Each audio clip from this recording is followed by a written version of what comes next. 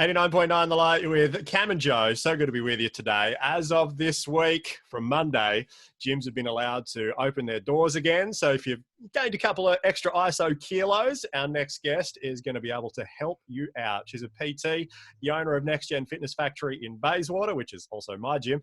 Ebony, great to have you with us. Hello. Hello, how you going? Really good. Now, Ebs, let's start here. If you are looking to give your health a bit of a kickstart again, or even get regular exercise as a part of your routine, what do we need to know? Where do you start? My first piece of advice would probably be just trying to create good habits again. I think creating a new routine, but good habits and not going too hard too soon. So I know everyone's like really keen to jump back into the gym and start doing potentially what they were doing but I think creating good habits like getting out, hitting your steps like 10,000 steps a day, getting back into good movement patterns, getting good technique, but not putting too much pressure on yourself as well to go all guns blazing is probably a good place to start, just scheduling in something small every day. Well, Ebony, Cam is always a gym person and has maintained his gym habits online when the gyms were closed. He always has a bit of a dig at me because I'm not really the gym person. And so he's representing both of us, but I'd love to get started. And so for somebody who doesn't currently do any gym, how do you do something to start the ball rolling and to get involved? Yeah, awesome. I think a good place to start is to, I guess, get in touch, like someone like Cam who comes and trains regularly. It's always good to get advice off someone of somewhere to go. It's a bit intimidating sometimes stepping in and meeting someone new or going into a new facility.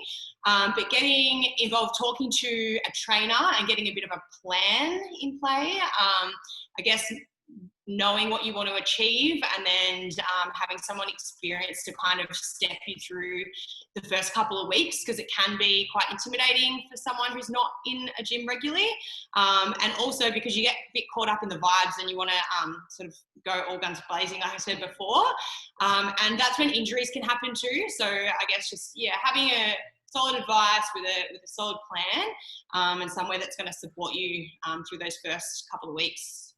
Ebs, for someone that's maybe not necessarily comfortable walking through the front doors of a gym, which I get can be a little intimidating, especially if it's not normal for you, but just heading out and walking is something that you'd wanted to do just to be able to get active, to get moving, to at least start there. You talked about hitting those 10,000 steps a day.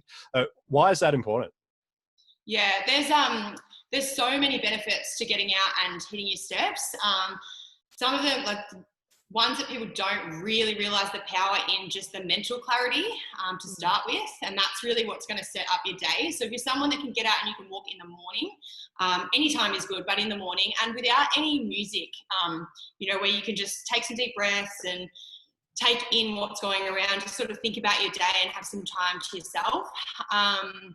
But with that, it's low intensity. It gets you out of your environment. If you're not going in the morning, say you're going in your lunch break or something like that, gets you moving, keeps like good cardiovascular health, but also really good just for general routine and setting your day up well. So there's not a lot, unless you're obviously injured, but if you that will stop you from getting out and walking, which is the good thing too.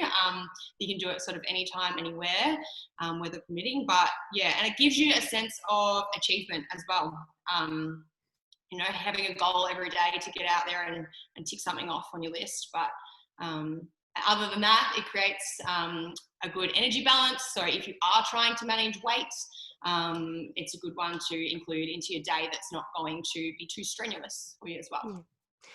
From what I'm hearing is that going to the gym is not just about the isolated moment of the gym, but it's about a lifestyle of wellness. And so it's also about getting up those steps or getting active. What part of diet is also important? I'm not sure if that's where your expertise is, but what part of diet and starting off with exercise, how do they go together? Yeah, they definitely do go hand in hand. Diet is a massive, not just for when you want to see those physical transformations, but for your energy levels and your mental clarity. It's huge. So I always would say to someone, when you are starting off, if you're trying to pair them together, which is a great idea to kick things off well, but to master your habits with your nutrition and ease into your training. Your training is going to always support your nutrition is always going to support your training. And if you don't have that in line, that's when, your energy is going to drop, injuries start to happen, and you get demotivated. So nutrition, like having a good balanced nutrition, hydrating well, is definitely a key to any results that you want, whether it's performance or body composition, whatever you're looking for. Totally.